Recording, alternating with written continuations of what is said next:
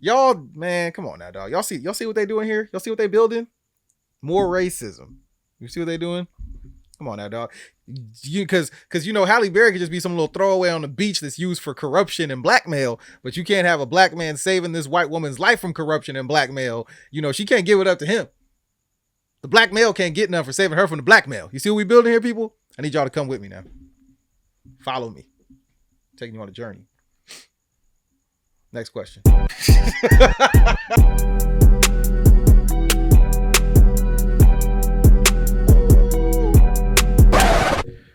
Welcome to Tone Deaf Conversation Podcast. And I'm here with the man, the myth, the legend, Sir Cam Archer. What's going on? I'm doing good. How you doing today? I'm cool, man. I'm cooling. Cooling. Good. I think I'm gonna use this podcast to make my declaration that I'm like top 5 all time when it comes to the graphic tee game. I see you repping. And I like how you came with the Seinfeld joint.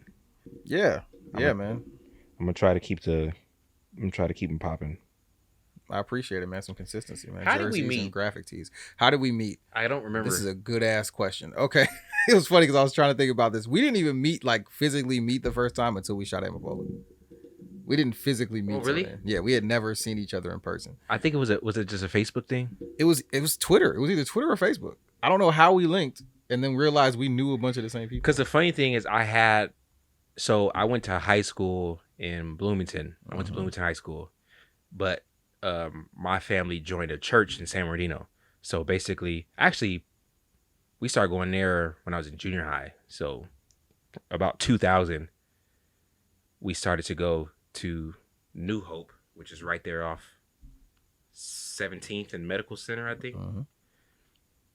And so I've been around the San Bernardino area for like a good half of my life. And then I lived there for 6 years, because I went to school out there, and then I stayed there for like another year or two until I got married. Then I moved back out here.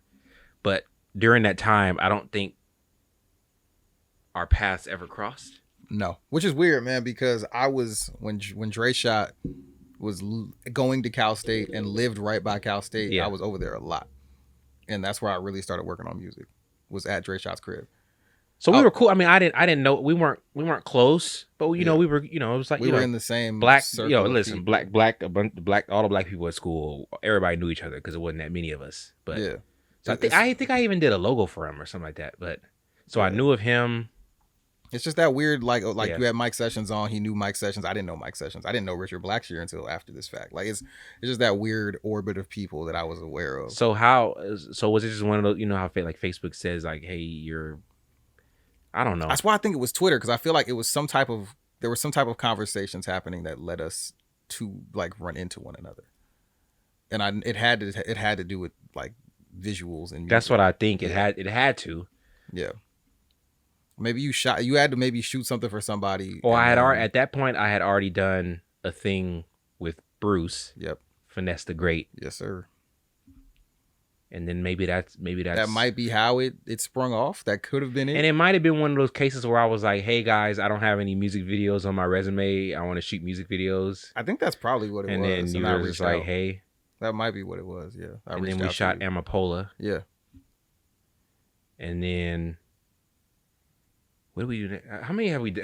We haven't actually done that many, honestly. 3, I think. Yeah, there's not a whole lot. So there's Amapola, there's Forward, there's the Kobe remix that we did. And Max Out, and we have like in the Tuck. Yes. Yeah. And then a whole bunch of concepts that we haven't shot yet. Yeah. That's on me, y'all. I'm a broke boy. I got to get my shit together, and then we're gonna get this shit cracking. But we have it has to. So I always tell people. So it's like, I think like Amapola was like a unique experience because I think we had a really, really, really, really good idea initially. And then the light betrayed us. Circumstances that we couldn't control changed the trajectory of that.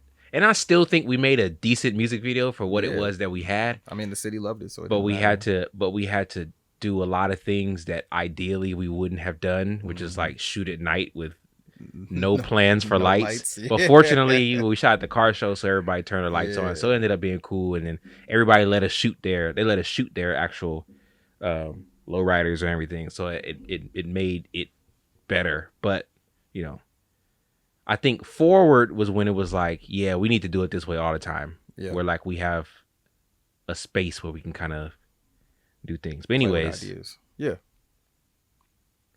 music is not the only thing that connects us. I think we both enjoy sports. But what Yes, I we do. found is that we both also enjoy film. And being as how this is a film podcast, you know, that's what we talk about. But I had put a just like a general, like casted a net. Just, hey, what type of topics do people want to hear? And he gave a couple that are in line with the types of things that I want to talk about on this podcast. And I want to hear his ideas or his thoughts on those things. So if you guys saw last week's episode, we touched on a little bit. Actually, I think in every episode that I've done so far, I think I've touched on at least a little bit the ideas of gatekeeping and who are the people who are saying yes to this project, no to that project. And we've also talked on who are the people telling the stories.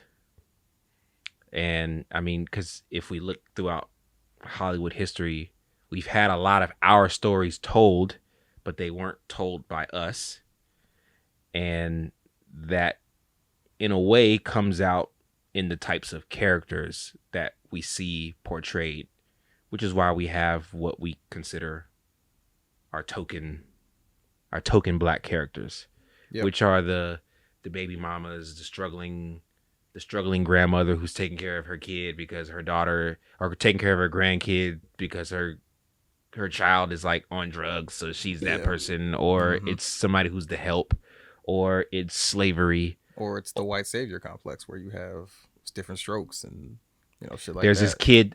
this kid that's struggling, but he's chock full of potential, and then here comes this guy that gives him the shot, and then he can be all that he can be, but that guy is He's gotta be white. Is usually white. So very rarely do we see movies that just celebrate or tell, I think, authentic black stories. But I want to talk about the idea of the token black character. So why don't you expand on the concept that you talked to me about? Well, as far as Yeah. the token black character, I feel like, I mean, it's even been made fun of in parody movies and things of that nature, but you always have that, especially in most popular entertainment for the most part, whether it was more so in movies than it was in TV. Because I feel like in TV, it took a while to even have like just that one black character. It took kind of a while. Or if they were there, they were either, as we said, the white savior type of thing with different strokes, or they're a character who they made sure you knew they were black, like in the heat of the night. You know what I mean? Yeah. Like shit like that. Yeah. But in movies, you always just had the black kid who was either the street smart kid, or he was just the one kid to the side who really didn't have any lines whatsoever. He was just the kid there with a flat top who had like just in the background, or they were the kid that was good at sports or good at dancing or something like that. They never really got any shine. And then you get to I feel like you get to a level where they kind of got a little bit more, maybe in the 90s a little bit. But as you started getting more black mediums in film, it was always more of like the stereotypes of what they might want to see them as. Mm-hmm. So while I enjoy, like, and this is no knock whatsoever to John Singleton, may he rest in peace, but a lot of white people, their eyes were opened. They assumed that the black experience was Boys in the Hood, and that's what they just assumed. Yeah. They thought that this is what the black experience is for every black person. Because they didn't have anything else. They didn't look at the Cosby Show that way. You know what I mean? Like, obviously the Cosby Show was first, but they was to white people, that was more of a fantasy, I feel like. Oh, this black lawyer and this black doctor having this black family. He's wearing these lovely sweaters. Which is interesting because we talked about that in the last episode where like a lot of those 90s sitcoms, at least from my experience, is more common than people think. Absolutely. Like this idea that there are black families that are doing okay. Yeah. Like they may not be rich, but you know, they're doing okay. You look at like Family Matters. We can live in the middle class. Like Family Matters, they're doing okay. Yeah. You know, none of them are. You know, he's a police officer. They're not making bank, but they're living. They're doing good. Yeah, they're cool. Like, you know, Martin, they're doing good. They're doing okay. Yeah. You know, we don't have to be struggling. Like, you know, like I mean, they've got they're still trying to make a way in life, but yeah, you know. Everybody has the same pitfalls and everything of that nature, but it's like it's not to the degree that they want us to be. Yeah. And unfortunately, a lot of that style of media, people see it more than they see there's more Boys in the Hood than there is Cosby Show in a lot of ways, as far as the representation of black people, at least at that point. Yes. There was way more. It was a flood of that type of content. Well, you had all of those, you know, Colors, Juice, Menace to Society, South Central. Like, it's like now I think about it, the 90s. The 90s was the streets movie. Yeah, because it was the birth of hip hop too. That was when street like hip hop. When you had NWA. Yeah. You had Ice-T doing Cop Killer. You know what I mean? Doing Body Count with the band. Like, it was so much more of that. And that was a time when black people were finally starting to get some representation. Yeah. But it might not have been the representation that we as a whole may have wanted. So yeah, you had that side of things where we were still essentially the token. When you really think about it, because we're still playing off all the stereotypes that the movies they had us in before we're playing off. There's only one Sidney Poitier. You know, there was only one guy you could look back and go, we'll get him to do these roles that you might not expect a black man to be in. Yeah. And then everything else was, you're just playing what the token character we want you to be as playing. We're just giving you a whole film of it. And so it's a niche for white people. It's something that's, you know, it's an escape for them. It's escapism. But they use this as their portal into what they feel like the black experience is for all black people. So it's still not a true, full, broad spectrum. It doesn't show who we really are as people. So you're saying that instead of just being the token side character, there have been movies where they make us the main character, but it's still token. Exactly. That's why it's always, Training Day. Denzel starred a movie, Black Cricket Cop. There's got to be some type of, you know, there's always something still there where we're still that type of character for them. It's very rare that it's a movie where there's a black star, where the black star is just like, well, I'm a lawyer, or just a romantic. Boomerang is the only real true romantic comedy where you got a super successful black dude who is kind of a player and falls in love and the girl don't want him. You don't, otherwise, if it was any type of like white director, like only Martin would have been in that movie as his friend that's showing him things that are racist. Trainwreck. Look at Trainwreck. LeBron James is the token friend who's cheap. I never watched that movie. It was funny. It's a funny movie. He produced it, right? Yeah. It was a funny movie, but he's like just friends with, was it Paul Rudd? And he's just friends with him. He's just the side character in this movie where these two successful white people decide to be in a relationship. So in your mind, what would the ideal type of black characters be? I think Boomerang is the best example. I honestly do. You know where I see it? It's interesting. I point out Us. Okay. As that type of movie where you got a movie. I don't care if you haven't seen it by now. If you haven't seen it by now, there's no. I don't know what else to tell you. I don't know what else to say. Yeah, pause it and go watch it or whatever. You know, I'm not even really spoiling it, but you know, it's horror, which I love the idea of horror. Kind of like there have always been horror movies, but it almost seems like what Peele's doing with horror is making horror and the psychological thriller more of a thought-provoking thing than just like your cheap boo and for sure. You know. Absolutely. So, but with Us, I loved it because you're watching this movie about what Us is about. And when you get to the end of it, and I literally thought this, and I only thought this because it's coming on the heels of Get Out, where Get Out, it had to be black because that's what it's about, you know. But you watch Us, and I'm thinking, this family could have been white. Yeah. They could have been Asian. They could have been anything, because the circumstances surrounding the family weren't based off of any tropes or stereotypes. It was a family going back to a vacation home to spend some time together. Yeah.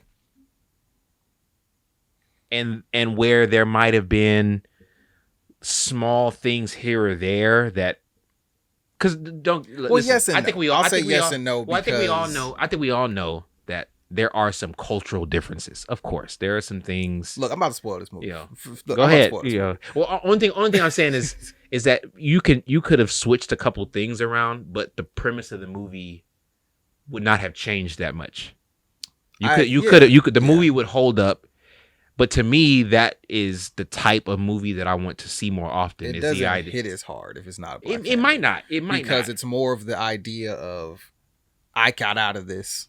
I got out of this situation. Mm-hmm. Why can't you get out of it the same way I did? Because the whole movie, she knows what's going on. True. And she doesn't stop it. The same way people can say, you have those people who go, well, if people just abided by the law, then nothing would happen to them. But they're black. And they act like that can't happen. So I feel like without that added element, it doesn't work as well. I think, of course, I think that baggage comes in and assists the story.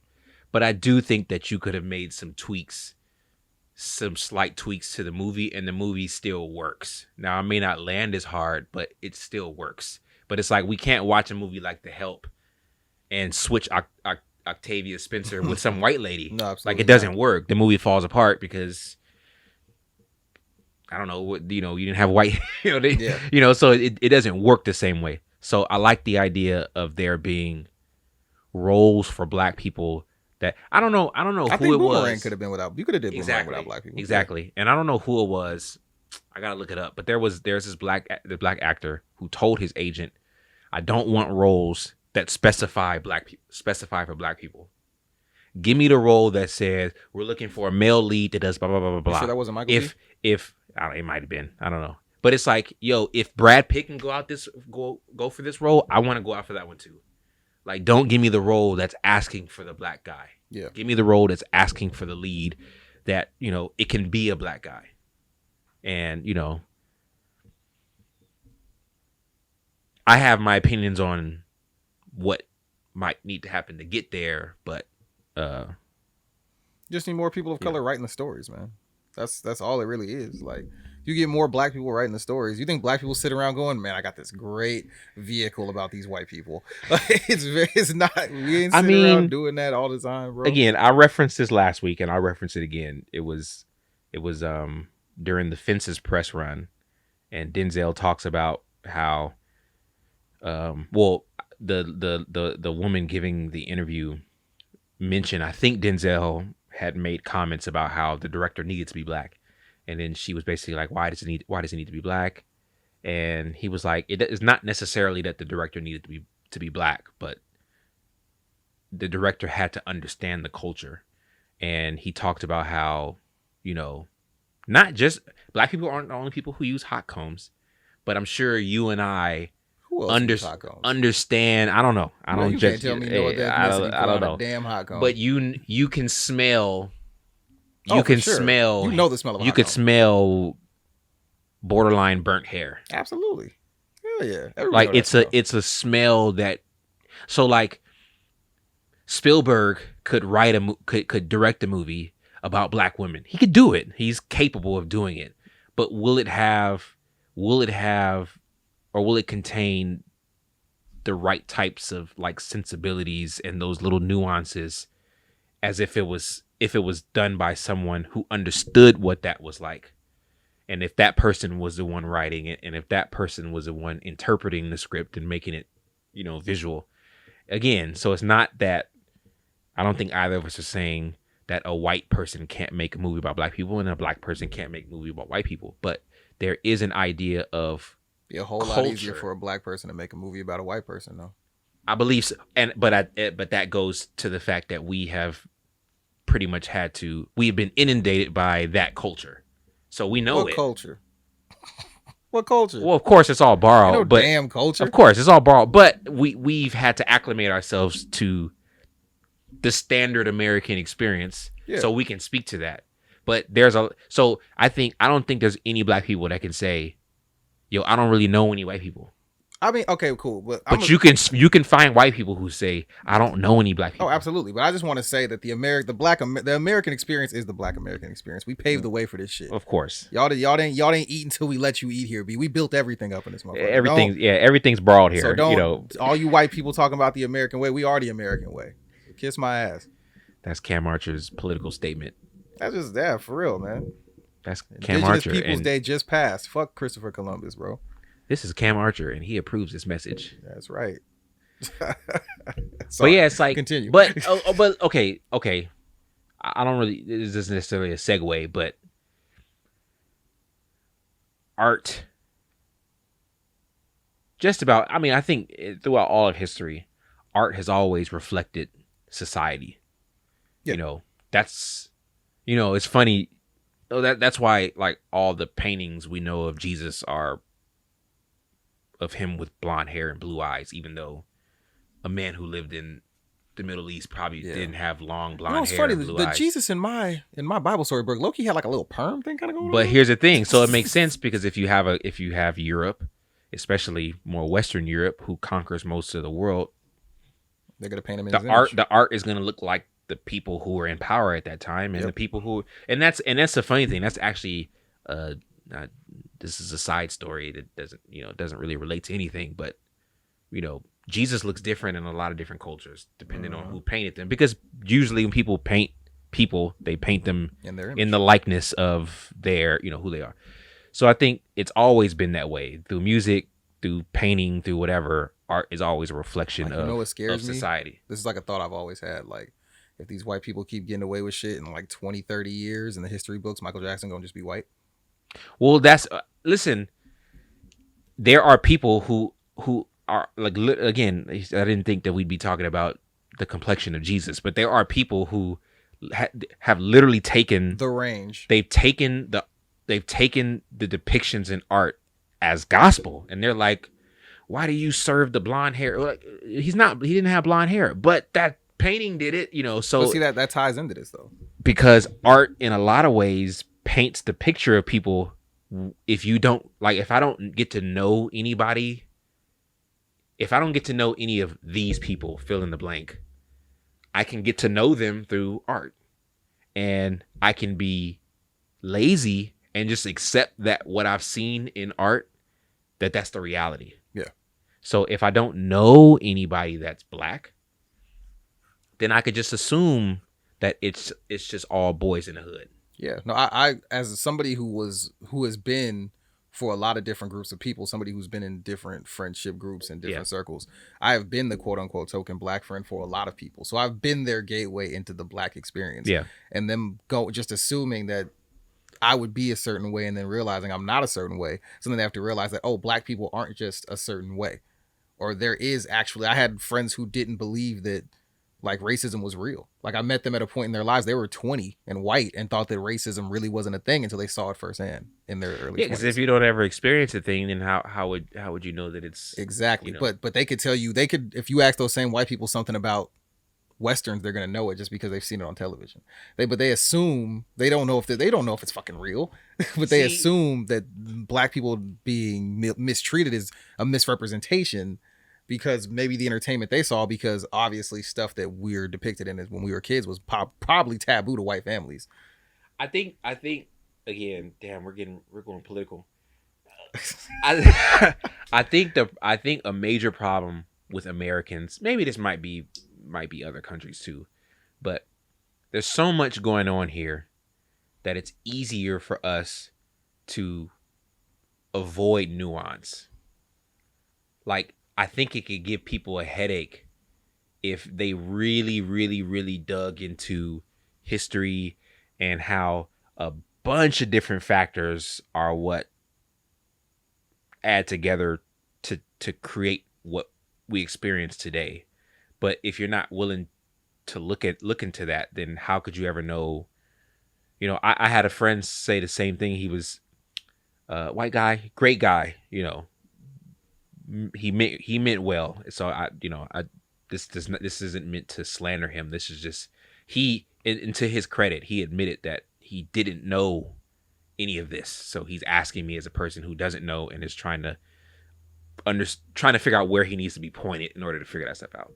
So we were talking about wealth disparity, and one of the things that he was said was, why don't black people, focus more on attaining wealth and putting that stuff together? And I say, listen, on one hand, there are some things internally, some conversations we can have with our own people about, but historically, there have been a lot of occasions in which there were pockets of people or areas or cities in which there was either wealth, or there was like they were a big part of government in the area, or for whatever reason they held power. Just cultural pride and development. And because of sabotage, terrorism, I was gonna say, no, just outright terrorism. Murder, whatever you want to call it. Like I just learned about a new one in I think it was in Virginia in 1890. Like a good, like, you mean when all those they had pretty much all the, it was like a good 20-30% of the representatives were black, and there were people who owned all this stuff, and they formed a coup. Essentially, they formed a coup. Uh-huh. They lied, saying that black people were trying to do a thing that they weren't, and they ended up being ran out of the city. Yeah. And a few black people were actually murdered. Yeah, and that was basically in a whole. And I believe it became all white. And I think just as recent as in the 1980s was the first. It was a black woman. And she was the first black person to be elected into office in Virginia since that happened. So if you think about it, this is 20 years after slavery, and black people are already attaining wealth. They're gaining positions. They're doing all this stuff. But you had a group of people who did not want to see this happen, and they made sure that it didn't happen. Yeah. And that is not a thing that only happened in small pockets. That happened. It happened again in Tulsa, Oklahoma, in 1921. But again, this isn't a political podcast. Yeah, we're talking about film. Also representation, because if you look at look at what was it? Because Lovecraft Country just covered it, which is an amazing show. Yes, a book written by a white dude, but it's actually an amazing show. Shout out to Jordan Peele, who produced that as well. Yeah. But also, and I'm gonna get back to that real quick. But also, when it came to Watchmen. Yes. Did you see how they said that the Google numbers spiked for people looking up Tulsa in 1921 because they didn't believe that happened, because they had no idea, because that wasn't taught to us in history class. No lie. I worked with a guy. Neither of us work at that company anymore, but I worked with a guy who I'm also still cool with. He was like in his 50s, had not heard of Emmett Till. That's crazy. And my friend's mom. This conversation was in 2018. My friend's mom, who was in her 50s, who was black, didn't know about Emmett Till. So, believe it or not, for a lot of people, art is the way that this is told. And if the artists are marginalized, then how do you ever hear stories about other people? You don't. So you don't hear many stories about indigenous people because they were wiped out. So whatever stories they could have told you about what happened to them, maybe you have small pockets of people who have remained, and their ancestors lived, so they can kind of pass the story on. But when the most of the people get to tell their story of it, manifest destiny, and we did this, blah blah blah. Thanksgiving. They literally it changes the way history is. I mean, again, even something as small as, the funny thing is, I don't got no beef with Christopher Columbus. Man, fuck him. But discovered. But here's the thing. So that's where I'm going to. There are people who would actually get upset with you if you just tell the truth. Yeah. And just say, no, he didn't discover this place. There were people who lived here. Exactly. He just accidentally landed here, trying to go somewhere else, and found that there were a bunch of people already here, which was the start of genocide and a bunch of other stuff. But if you just tell that story, spreading of diseases, and you know how that goes. White people. And he might have been a nice guy. I don't know anything about him, but just simply telling the truth of saying, no, there were indigenous people here before him. There are people who get upset about that.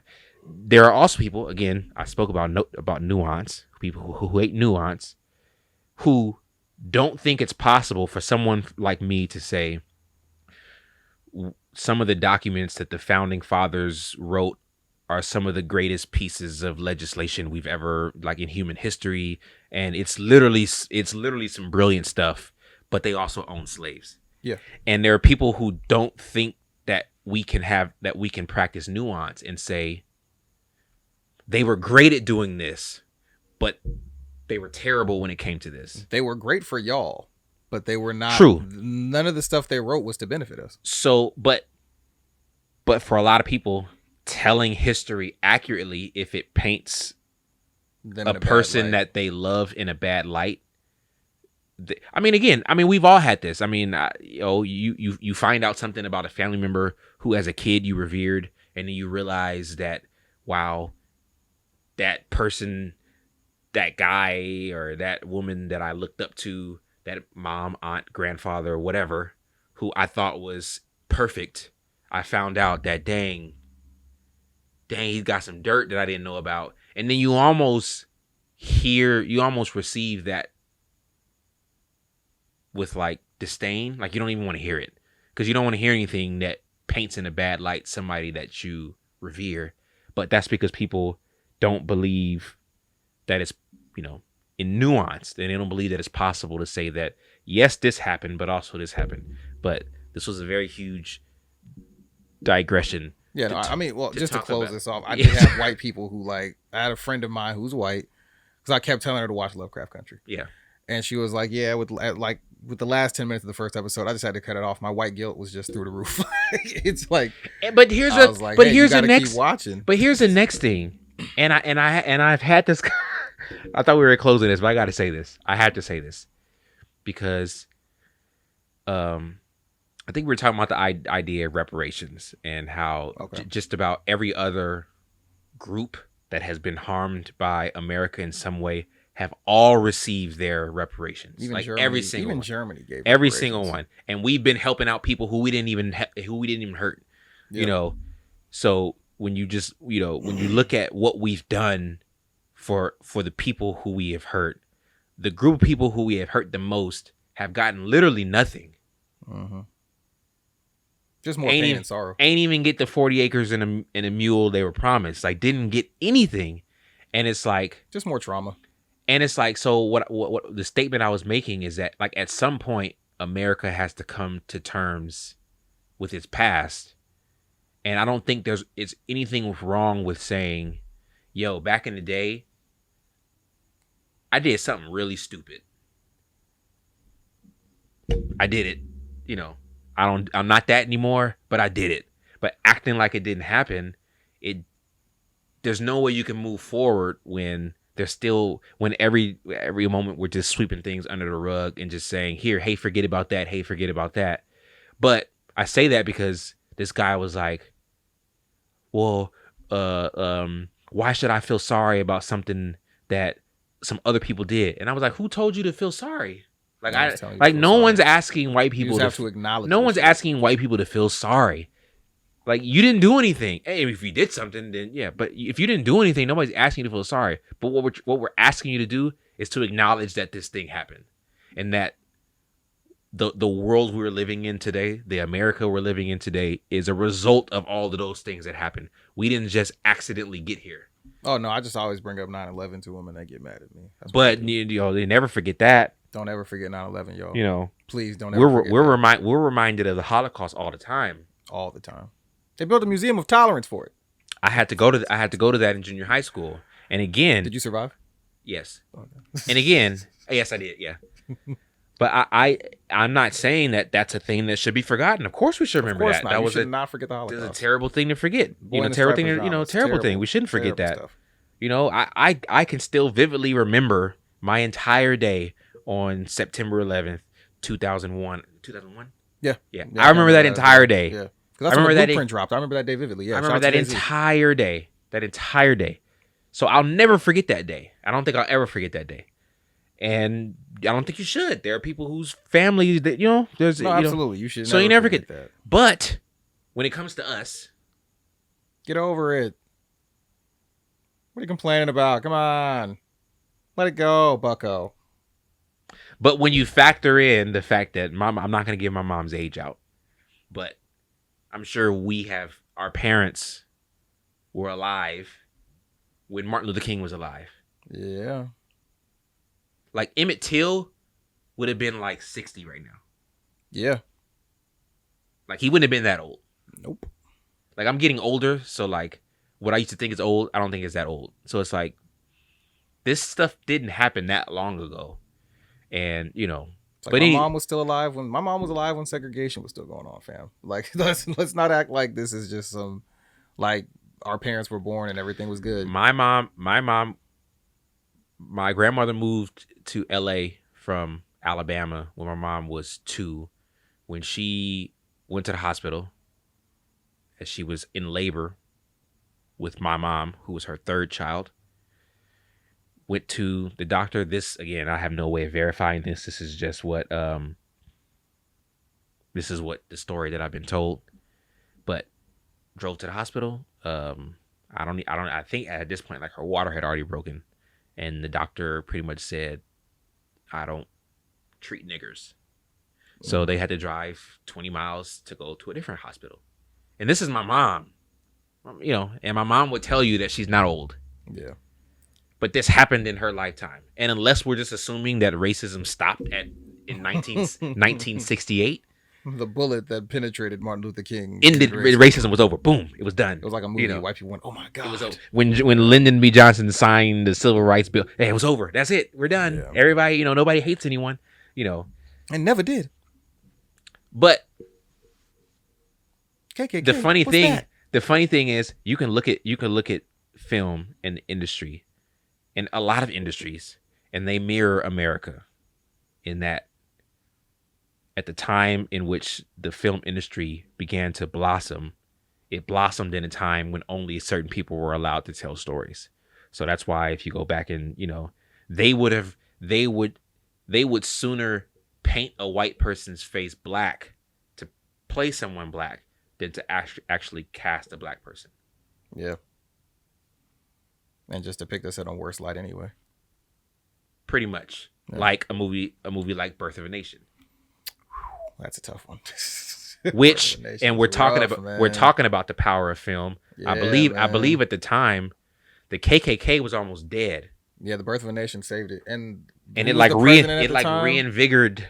Was it Woodrow Wilson? He liked it. He filmed it on the White House lawn. He showed it. Like he did a screening of it on the White House lawn. Yeah. And this is our American history. This is one of our presidents, you know. But again, this is the power of images. This is the power of film. It's like we tend to it's almost like film becomes our memory. So like we look back and we record an event and we go back and watch an event, and now what we watched is now what we remember. Yeah. Even though we probably can't really remember much of what happened. But that's the power of movies, is that because movies, it's harder to do this, to have this impact with plays, because you got to have money to go to plays. It costs you. I've never been to a play in my life. So I've been to like 4. You saw Cats or some shit, huh? I saw Lion King twice. Oh, I hate you. I wanted to see Lion King so bad. It was fantastic. I've heard Lion King was fantastic. I'm not a fan of musicals. I'm actually going to have a podcast with a friend where we're going to talk about the musicals that don't suck. But there's two other ones I can't even remember. But yeah, Lion King is the one that I remember the most. But anyways, them tickets were not cheap, and we didn't even have the best seats. Mm-hmm. So it's like if you have like a family of 4 and you want to go to watch it to Broadway, that's like at least $500, probably more depending on what the play is. Yeah. But if you want to go to a movie, it's like $45. Well, now it's more than that, but I'm just thinking back when I was younger, that was about, Well, you get a matinee for $50 for the family. Yeah. You feel me? And that's not, I mean, that can add up, but it's. I didn't say nothing about snacks.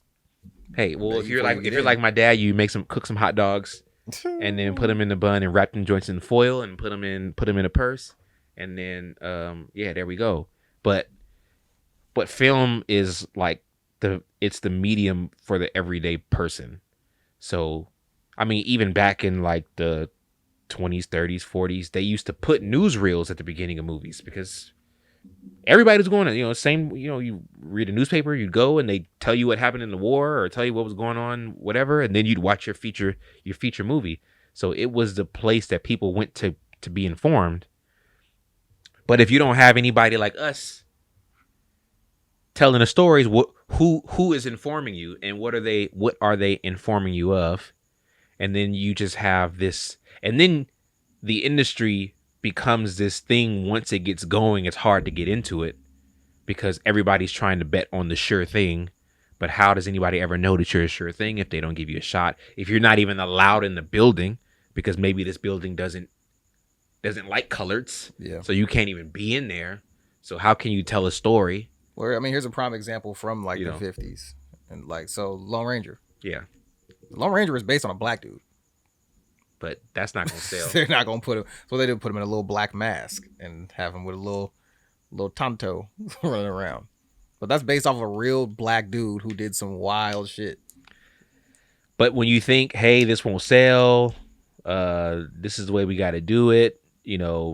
Again, when the gatekeepers all look a certain way, when the people who tell us whether or not a movie is good or not all look a certain way, then it's hard for people who don't look that way to get their opportunity. Think I care what Roger Ebert said about The Wood, my nigga? There are some people who do. Do you think I really care? Do you think I really sit up at night going, man, I wonder what Roger Ebert gave Sprung? I don't care what this nigga thought about Sprung. There are some people who care about what Roger Ebert, whether or not he gives you what does he do? Two thumbs up. 2 thumbs up or 1 or he don't whatever. even give like great white movies the right rating until afterwards sometimes. May he rest in peace. But he thought The Shining was bad and then afterwards gave it a perfect rating. But to me, that's always been my beef with art in general, is that it's a subjective medium and Absolutely. You can love it. You can love a thing and I can hate that very thing. And which one of us is right? The person who's right is the person who can write the check, I guess. I was gonna say the majority. So we have developed, because it's not us telling the story, it's them telling the story and them telling their version of our story. You have what are the token characters. Yeah. What a typical black male or female, child, old person, whatever they are typical. But then we're starting to see more of a diversity of roles. But in some cases, I think we're still seeing that same thing happen. I give you Finn. Yeah, Finn. In Star Wars. If you watch the first movie, shout out to John Boyega. If you watch the first movie, I'd be interested to know if anybody ever clocked the screen time, but I don't think anybody's on the screen more than John Boyega. I would doubt it. I mean, it's funny, the amount of excitement I had when I first saw that trailer. As soon as I saw him pop up in that first trailer they dropped in the desert, and I was like, there could be a black Jedi. Black stormtrooper who looked like he's defecting. Yeah, all right. This is a great story. He's going to have both sides of it. And I'll... This is like, and shout out to Daisy Ridley who played Rey. I thought he's got a spunky sidekick, and she's gonna be out here with him. Oh no, she's not. Yeah, she's not. They put him at the end with when he pulled out the saber. I was like, yo, we really doing this. We really gonna get a Star Wars movie starring a black dude as the main protagonist. It's as if they were like, here guys, here's your star character, and then by the third movie, he's going to become like the 4th, 5th guy in line. Yeah. As soon as I realized, oh God, this movie's about her. As soon as I realized that, I was like, oh man. And then all of a sudden it's her and Adam Driver. And then now they're the main characters and he's just a support. And then, then it's just him and Oscar Isaac or buddy. Now there's Poe. And then, now there's Rose. And Rose, by the way, poor Rose. What they did to her dirty. So you have the black character and the Asian character. And they both become afterthoughts almost by the end of the third movie. Because we have to push this Rey and Ren love thingamajig, whatever the fuck. So that's the perfect way that you could say, hey, here is your star role. Yeah. But we're gonna give you very little character development. We're gonna have you be outshined by other people on the screens. And I thought it's still tremendous to me that in an entire galaxy, There only been one miles black and guy. miles away. There's only been one black. There are 3 black people. Yeah. 4 black people. There was the girl in the third one. Yeah. So it's her, Finn, Billy D, Lando and Calrissian. Mace Windu. These are the only four black people in the entire galaxy. I just want to point out that Mace Windu was strong enough to kill Sidious until Anakin's punk ass helped. He was killing them. Yeah. But yeah, no, it's ridiculous that like the representation is just so minimal. Like unless it's us telling our stories. Exactly. And that's what we're starting to see now. We're starting to see. And then they question whether or not people even watch it. And then Black Panther made $1 billion. Yeah. But even Black Panther, it's still, they put it within the confines of Marvel and that Marvel engine. And it would have did great whether it was black or not. But because it had so much black, it was an all black cast for the most part. Even though they had one white savior character, they had to have. I was gonna bookmark it. Have one white savior. I had that bookmarked, and I was gonna mention how they did throw this guy in. Little white savior, even though he wasn't fly the plane. Yeah, he's got to fly because if he didn't fly the plane and destroy all their ships, they'd have broke out of the barrier, and the whole little plan would have been for nothing. So you had to have the white savior who's willing to die for the cause, and then didn't even die. But I'm not so upset at that because they were saving him the whole movie. It makes sense that if you have this African nation who's trying to keep their power under wraps, they would probably need probably need a white guy to help be your liaison. You know. Yeah, but then they bring it out at the end of the movie anyway. Yeah, so it didn't matter. So now you become Agent Ross. You become useless at this point. Yeah. But you know. One of the wild things to come out of that is because I was so excited about that movie and everything around it. I was watching all of the basically every single presser that they did. I was watching, and I saw this video they did from South Korea. And 2 things stuck out. One, the chick, and this is another thing. The chick that was the woman that was over the club. Yes. In South Korea, like they all dogged her because apparently, what's the language? In Korea or the yeah. Isn't it Korean? Is it Korean? I thought it was Korean, right? Her Korean was terrible. Oh, according to them. Matter of fact, they said Lupita's Korean was better than hers, and it became evident to them that they found a Korean American actress and just had her speak Korean. Instead of actually finding someone from Korea who can speak the language fluently, because like one of the people said like they laughed, like when she started talking, people laughed, like this sounds terrible. I guess it would be our version of someone trying to speak English that it's not their first language. Yeah. So that was one thing that stuck out. I wasn't going to talk about that, but you know, another thing. But the biggest thing was hearing their comments about they all liked the movie, but how so many of them were surprised because they saw black people portrayed beautifully, and they had never seen beautiful black people. Yeah, and this is in 2018. Yeah, so this isn't in some distant past. This is now, and there's an entire country who hadn't really seen black people represented this way, you know. And it's like, again, that goes to what type of characters are written and created, and because you see every type of white character, like white people all over the spectrum. You see drug abusers, you see crackheads, but then you also see lawyers, and you see the full spectrum of human when it comes to white people. But we have not been able to see that when it comes to black people. And I'm not putting my eggs in the Tyler Perry basket. Please don't. But I do see him as a model that I hope people follow. Did you watch Temptation, bro? My God, that was worse than the worst. Wow.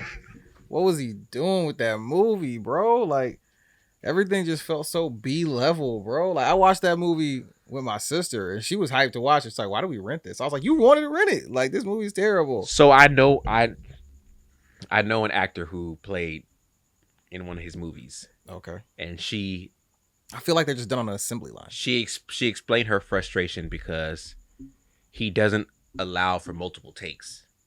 It's like one take, boom, next. Oh wow. So that's why he's been pushing out so much content. They got like 5 TV shows out right now. He's putting movies out. Man. He's just pushing out so much content that maybe the art is being left behind. But again, outside of Why Did I Get Married, I don't like any of his stuff. I'm not the biggest fan. But what I am a fan of is what he is doing. What he represents as far as taking control of what he wants to make. And I'm hoping that we are trending towards that, as far as not even just making the movies, but us being in the boardrooms to greenlight these movies, us being in the media that helps push these movies, because it's like, it's funny what we have to do sometimes for our movies, because like when Moonlight came out, I don't remember seeing any commercials or anything about Moonlight. I found out about Moonlight because they dumped a bunch of money into their Facebook ads. So I found out about Moonlight from Facebook. And then when I heard that it was getting Oscar buzz, then that's when I watched it.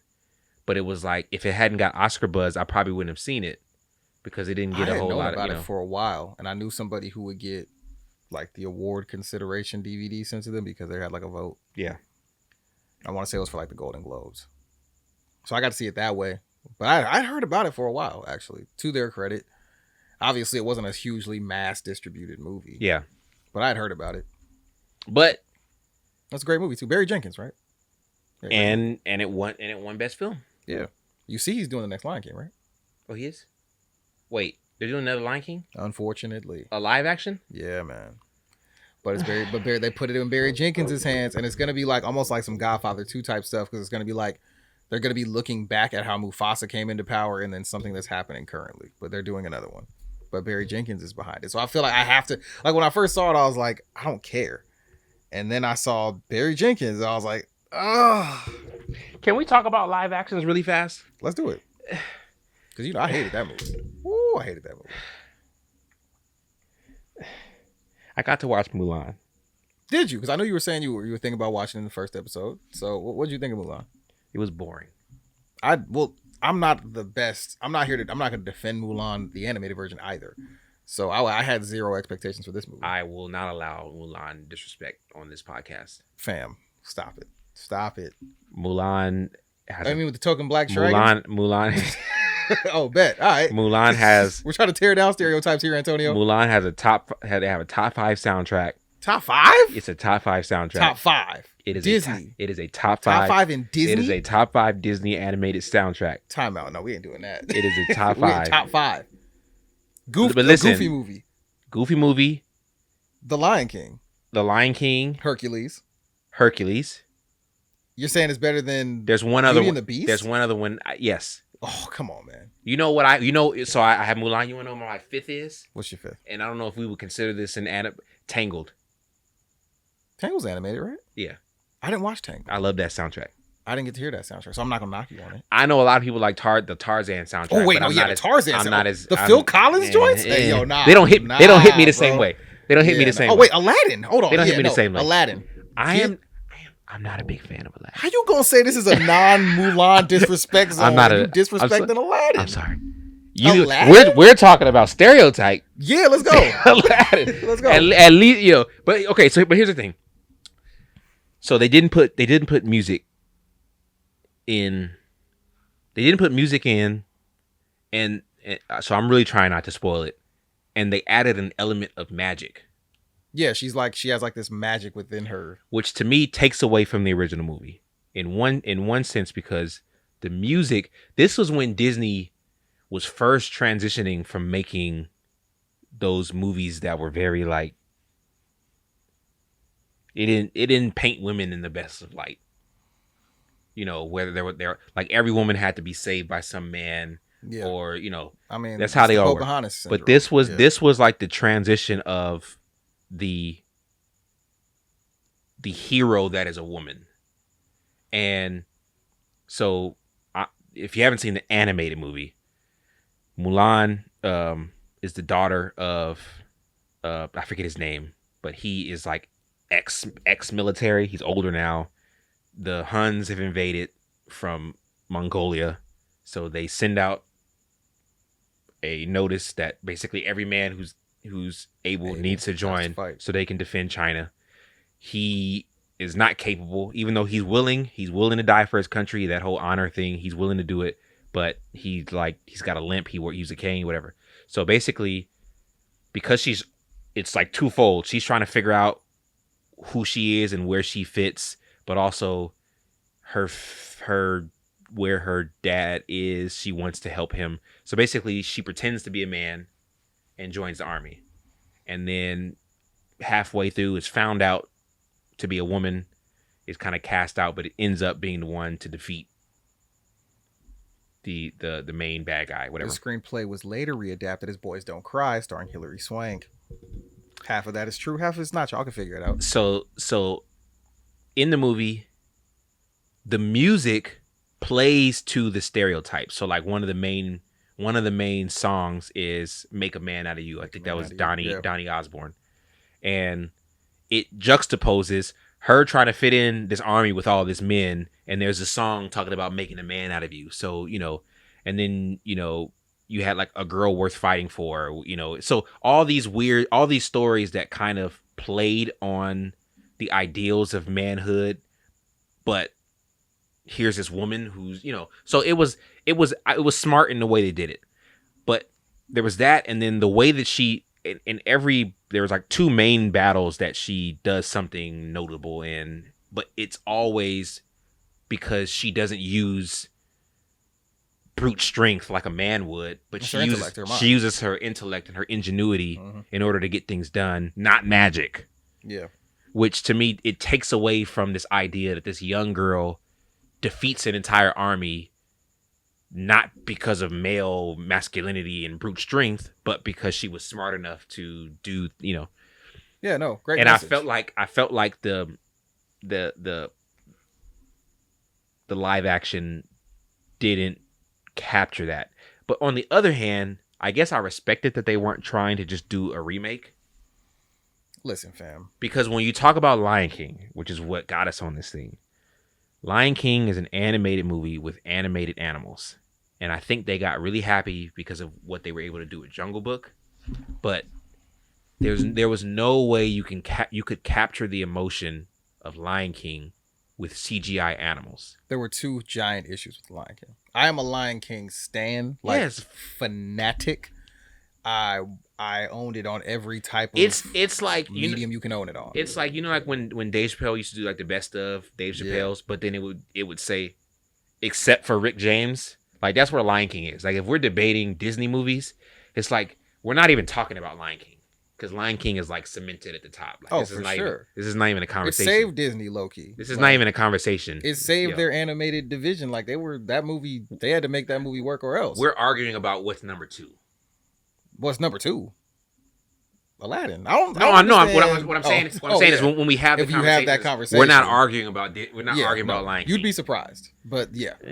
But look, to me, the Lion King, people are weird, man. It's a great movie. It's amazing, and you can still watch that movie today and learn lessons from it. Yes, but you can't watch that new one, and there's a few reasons for that. For one, like you said, the animals. There was no way to emote with the way that they were so well animated. It was the Discovery. It was a Discovery Channel with music for sure. You cannot emote when they look so realistic. And they looked fantastic. They looked so real.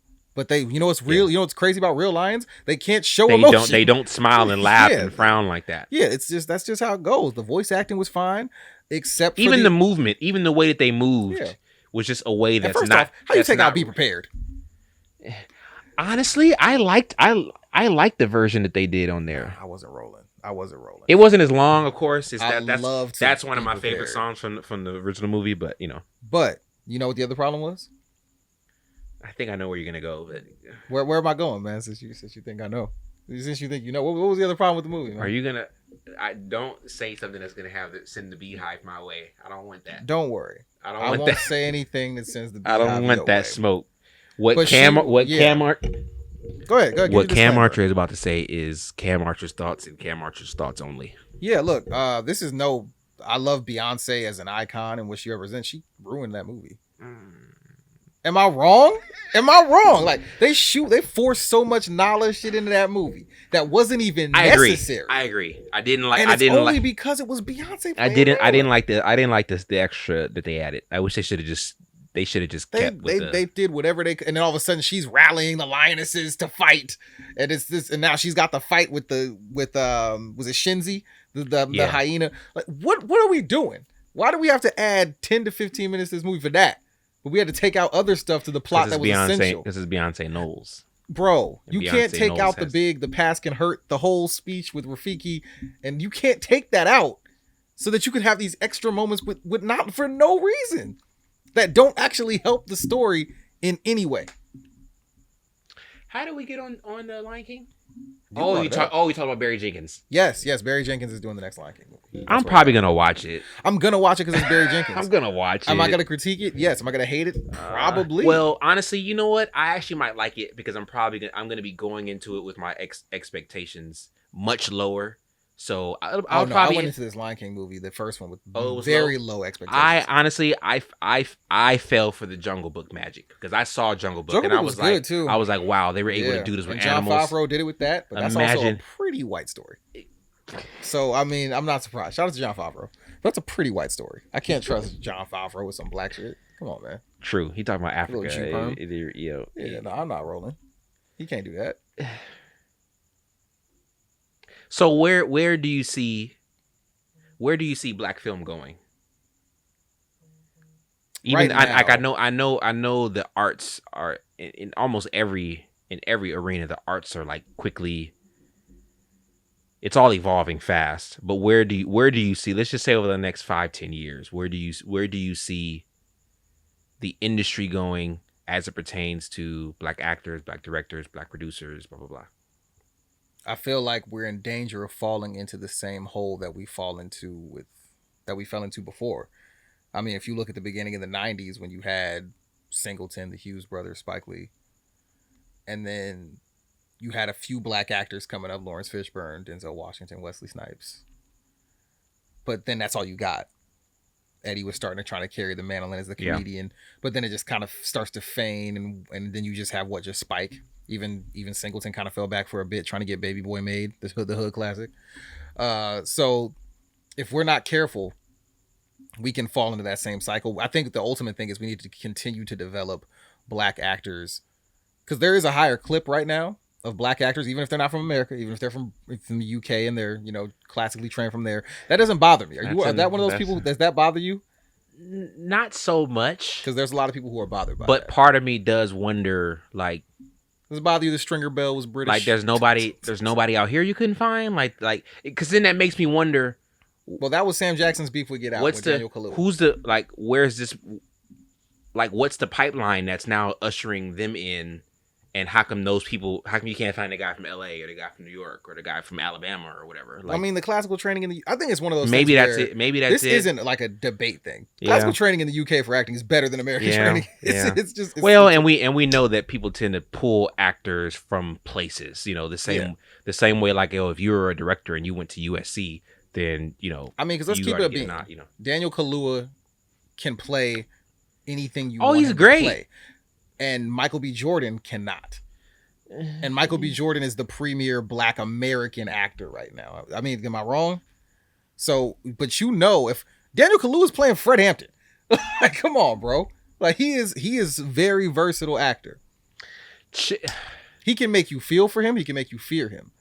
It makes me sad thinking about him, but it seemed like Chadwick might have been that guy to become like, like the where Denzel and Sam and all those guys Denzel are. Let's be real about black acting. No, I'm saying, like, the way that those guys those main guys who have kind of like gotten grandfathered in, it looked like he was gonna be that next phase of, like, everything he's in I want to see. Yeah, but I want it to be for the right reasons. I feel like the only black actors who really were like, I want to see this movie not because of he's gonna say this catchy thing like Sam Jackson. Yeah.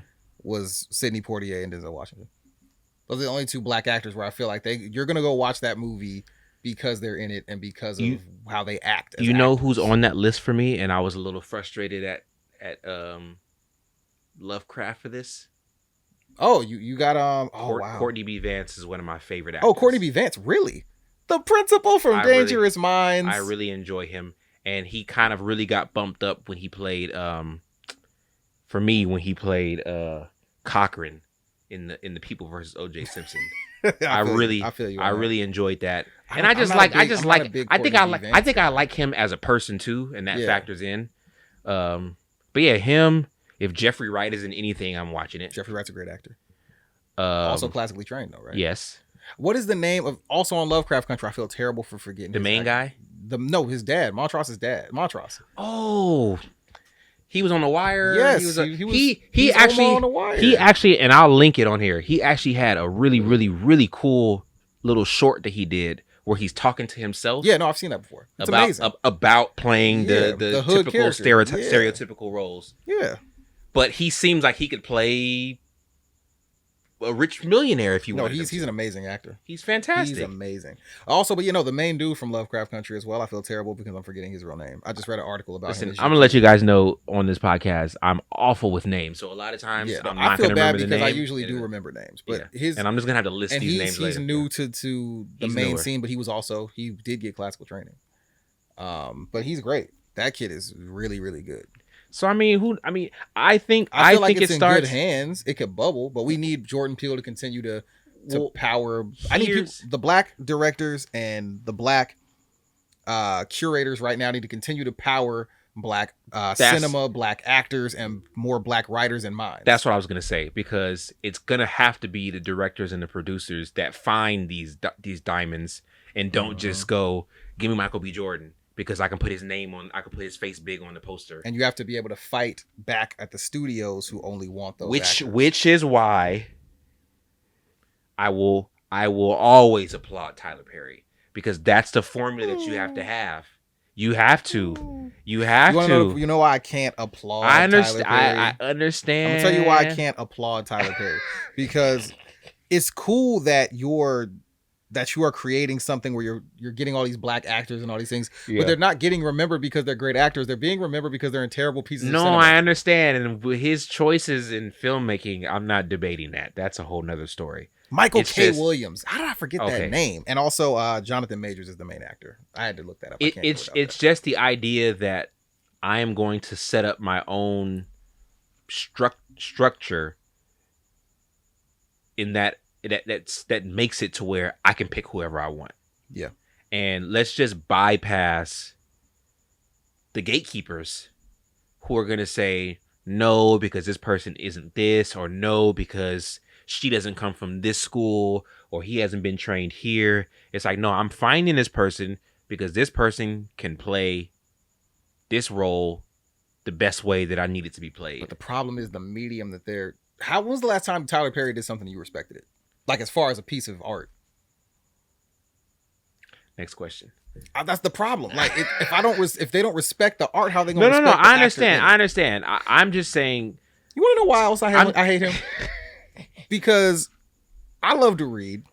I'm a well-read young man, but I also like reading like fiction novels. I love the Alex Cross books.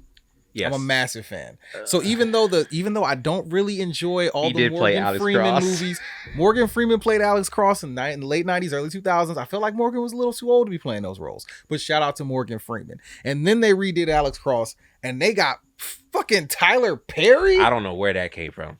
Oh, and the movie's terrible. I don't know where that came from. It is horrible. And I love the Alex Cross books. They couldn't have just... Okay, let me not mention his name anymore so I don't frustrate you. It's cool. It's better content for your pod. I just like the model of let's create our own gate so we can say who comes in, who comes and who goes. Mm-hmm. And I think a big part of it is going to have to come from again, who are the people making the choices. A big part is going to be who's giving the money. That's a huge part. Because I don't think I said that. I don't think I said this on here. Did I say it on here? Spike Lee is making Malcolm X probably his best movie. That brother's starving. Malcolm X. He's making the movie about Malcolm X. Yeah. And you would think if any other director was making this movie, he would have no problem getting the money to make it. But they run out of money.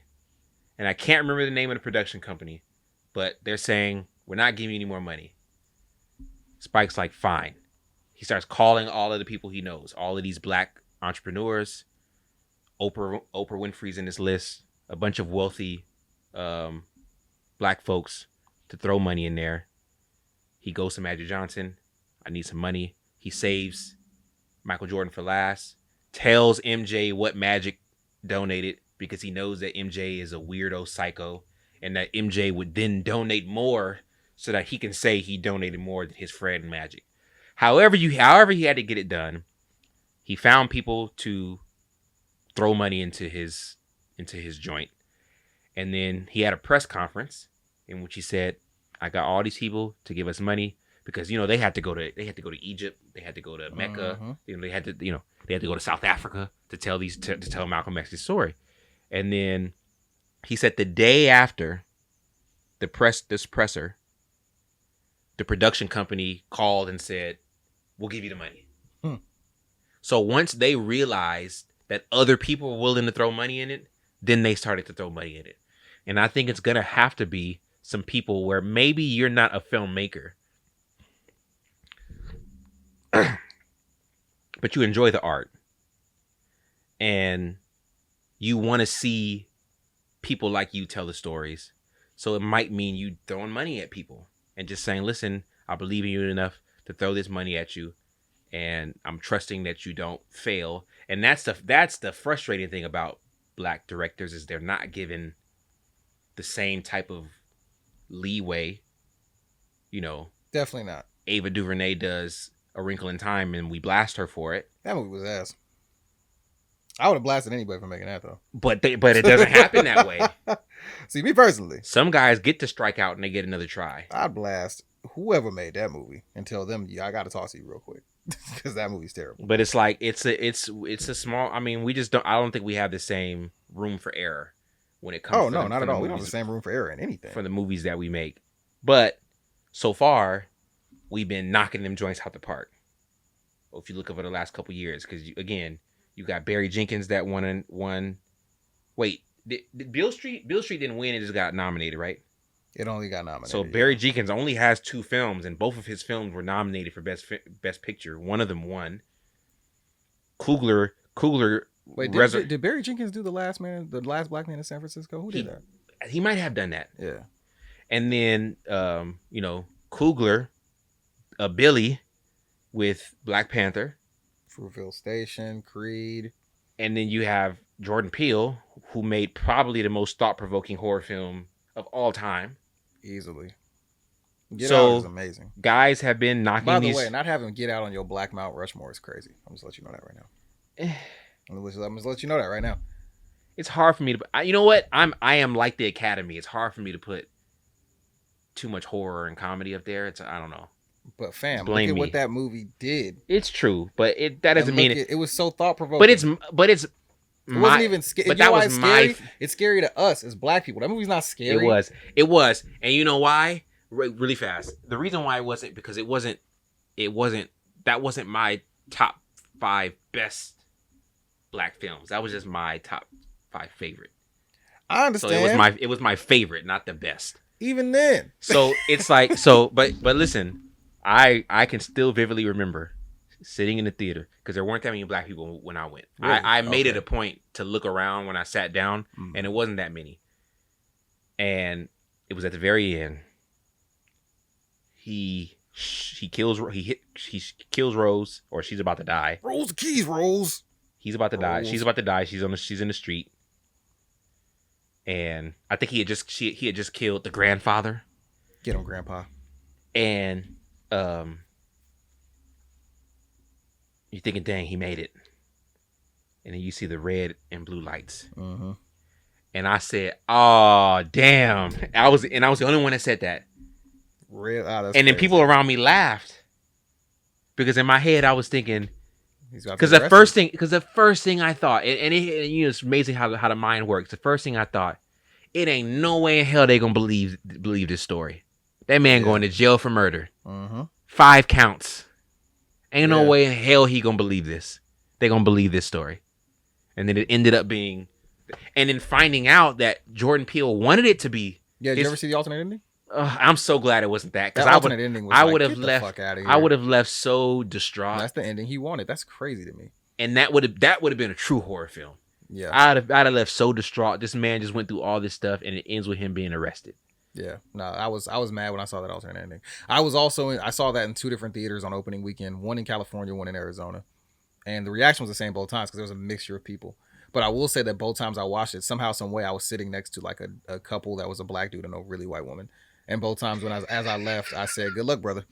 Both times I left the theater. Oh man! So yeah, but every time as soon as the lights flashed, everybody went, "Oh!" Everybody in the theater kind of let out that groan. Like, and the sad thing is, serious. everybody knew exactly. There's a reason why everybody made that. They knew. Yeah, everybody knew. Everybody knew he's about to go to jail because they're not going to believe him. But they're killing it, and I'm hoping that it trends that way. You know, who knows? Maybe my name could even be amongst that list. That's the goal here. But I'm all for just letting us tell our stories. No, we need to be able to tell our stories more. And telling the variety of our stories, not just the black pain, because Hollywood loves to benefit off of black pain and black trauma. I was just gonna say telling more accurate stories about us. Stories that are more common than you think. Which is to me why, and I mentioned this in the last episode, which is why I'm so in love with what Issa Rae is doing with I can't think of the name. Insecure, and Atlanta with Donald Glover. Great show. Because I know more people like those characters than I do. I don't know any cricket cops.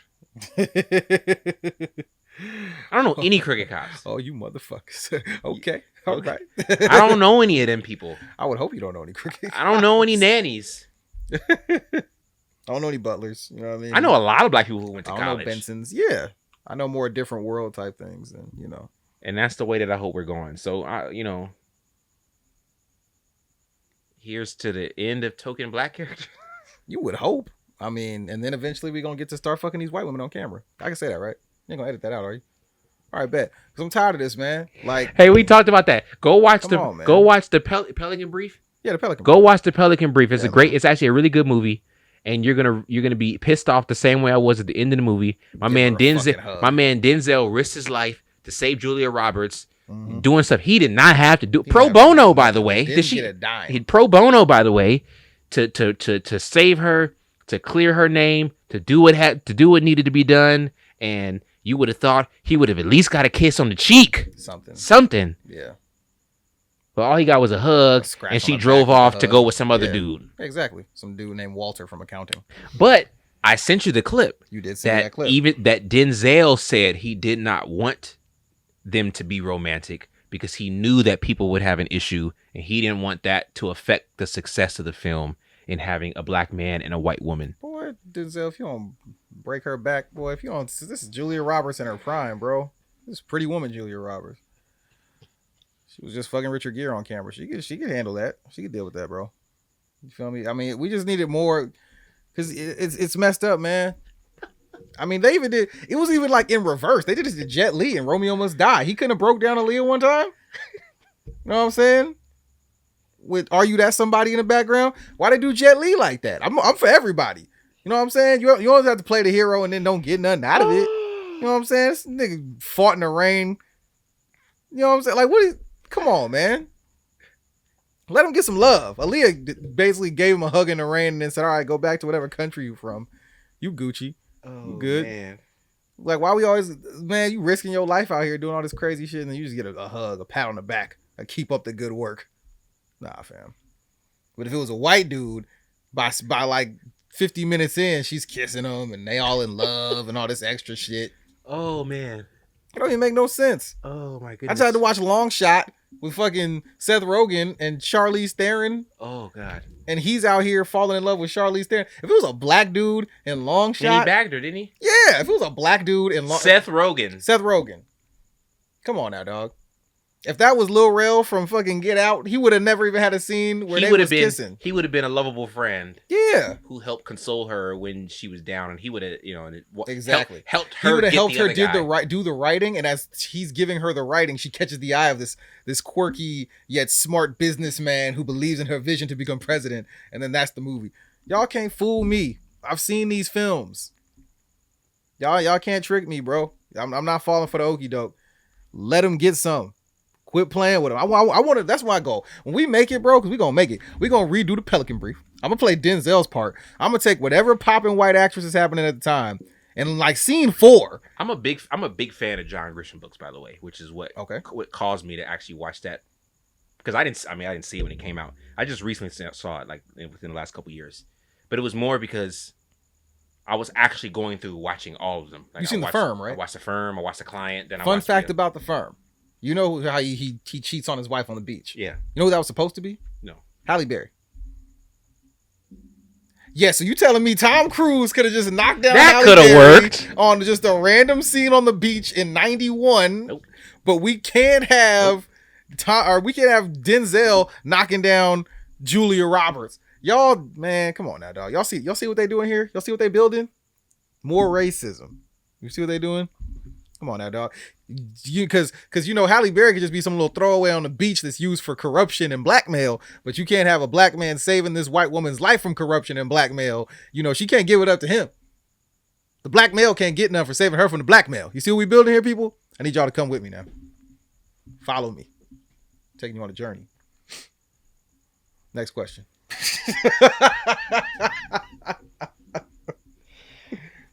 Cam, tell the people what you got going on.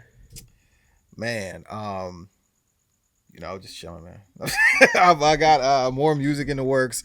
I need to shoot these videos. I really, really do. I got a bunch of stuff out right now musically that you can go check out.